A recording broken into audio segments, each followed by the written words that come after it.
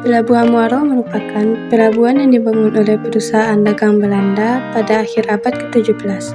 Masa keemasan Pelabuhan Muaro sebagai sebuah bandar perdagangan besar sudah jadi sejarah setelah berabad-abad.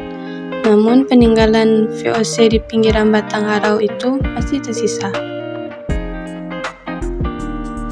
Jajaran bangunan yang pernah menjadi perkantoran dan gudang beragam komoditas seperti emas, batu bara, teh, kopi, kapur barus, garam, dan kemenyan masih berdiri melewati berabad-abad waktu.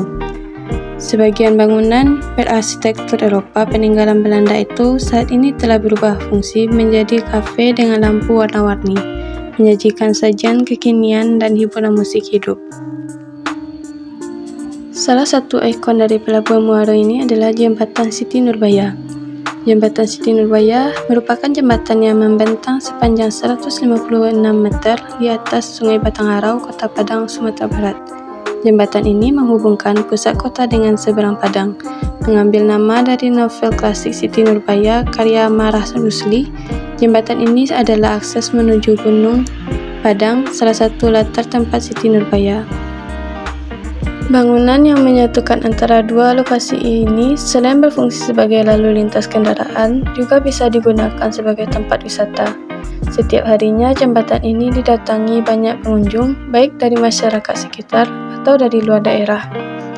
Jembatan ini memiliki banyak fakta sejarah yang berasal dari pembangunannya ataupun penamaan dari jembatan itu sendiri. Dibangun pada masa kepresidenan Soeharto, tahun 1995 pembangunan jembatan ini mulai dilaksanakan. Sekitar awal tahun 2002, tak lama kemudian jembatan yang memiliki panjang 156 meter ini diresmikan oleh Presiden. Tidak jauh dari jembatan Siti Nurbaya, berdiri mega gedung GeoWehry dan CO, gedung kantor sekaligus gudang dari firma atau perusahaan ekspor-impor terbesar di Hindia Belanda pada masa kolonial itu, didirikan pada tahun 1911 dan diresmikan pada 1920. Di bangunan lain, gedung itu amat mencolok karena ukurannya yang lebih besar, tingginya mencapai 24 meter. Gedung itu kini menjadi aset dari PT Perusahaan Perdagangan Indonesia atau PPI.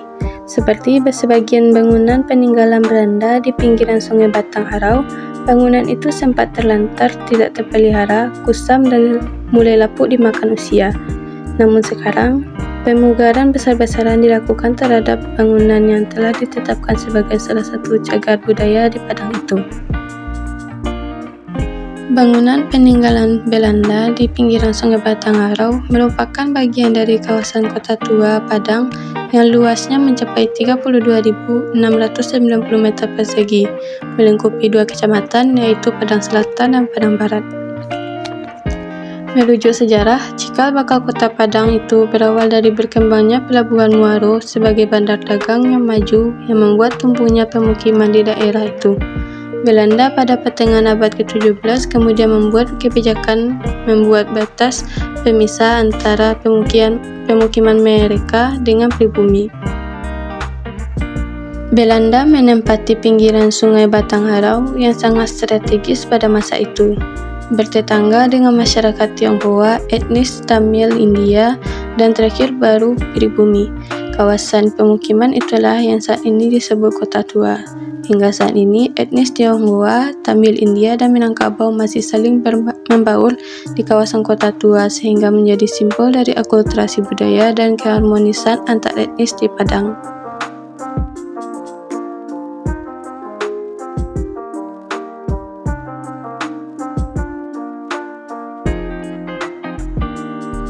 Kegiatan Pelabuhan Muaro Padang dibagi dalam 3 dekade pemerintahan.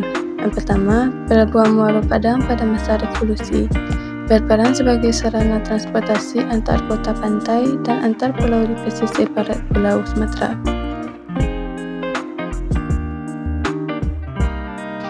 Yang kedua, peranan Pelabuhan Muaro Padang pada masa Orde Lama dapat dilihat dari perkembangan jalur pelayaran di pesisir barat Pulau Sumatera yang menjadikan Padang sebagai pusat perdagangan dan pelabuhan di pesisir barat Pulau Sumatera. Lalu yang ketiga, pada masa Orde Baru, peranan Pelabuhan Muaro Padang sebagai sarana transportasi antar kota pantai dan antar pulau di pesisir barat Pulau Sumatera masih berfungsi dan berperan besar sebagai pelabuhan pembantu bagi perkembangan pelabuhan Teluk Bayur. Hingga tahun 1996, ada 30 kapal motor yang melakukan pelayaran pulang dan pergi di Pelabuhan Muaro Padang yang digunakan untuk mengangkut penumpang. Ketika 10 kapal motor itu ada yang mempunyai jadwal pelayaran tiap hari, ada juga berdasarkan permintaan pemakai jasa. Daerah trayek yang dilayari adalah Kepulauan Mentawai. Kegiatan jasa angkutan barang antar pulau di pesisir barat Pulau Sumatera pelayarannya tidak memiliki rute dan waktu yang ditetapkan, tetapi sesuai dengan kebutuhan pemakai jasa.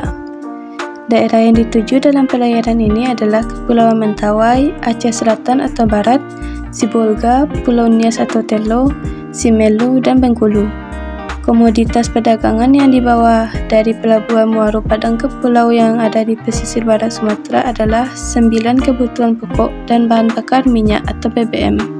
Sedangkan komoditas perdagangan yang dibawa dari pulau-pulau yang ada di pesisir barat Pulau Sumatera adalah hasil pertanian dan hasil hutan, seperti beras, kayu, cengkeh, rotan, manau, serta rempah-rempah lainnya.